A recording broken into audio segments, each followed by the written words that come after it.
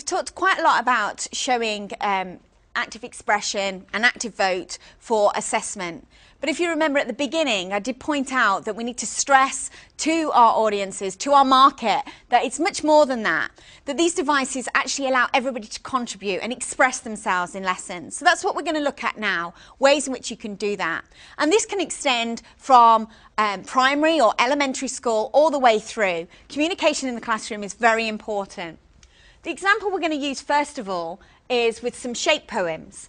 And I've got some shape poems here from whatever source that I need to, so I could have downloaded them, or perhaps these are ones that last year's class did and I've scanned them in using a scanner, or I could have had them under my active view. So there's lots of ways I could have got them into my flip chart. And of course, in a real lesson, we'd actually read these together and we'd discover what a shape poem is. Now, there's probably no need to do that with your audience, but you do want to keep them involved. So what we're going to do now is we're going to create our own shape poem using our active expression devices.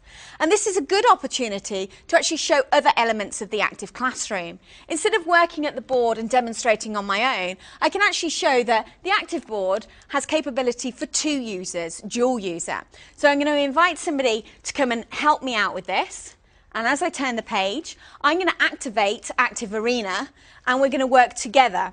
And we're going to do 2 shape poems because perhaps with my class I found out that we're not all going to be able to manage a brand new poem on our own. Perhaps we need to refer to the hand poem on the last page, and that's a scaffold for some of my class. I'm going to identify a group in my class that needs perhaps something as a crux to hold on to in our lesson.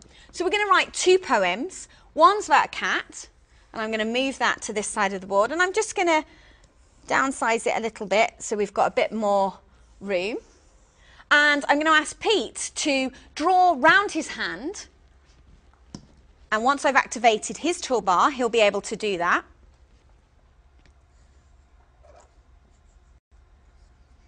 And I've got complete control of Active Arena because I've got the teacher pen here. Excellent. And perhaps if you want to make that a little bit bigger. How's that? That's fantastic. So we've now got 2 pictures on the board that we're going to write poems about. And remember, I've selected half of my group or part of my audience to send some words to the board now about hands. Okay, what could we put in our hand poem?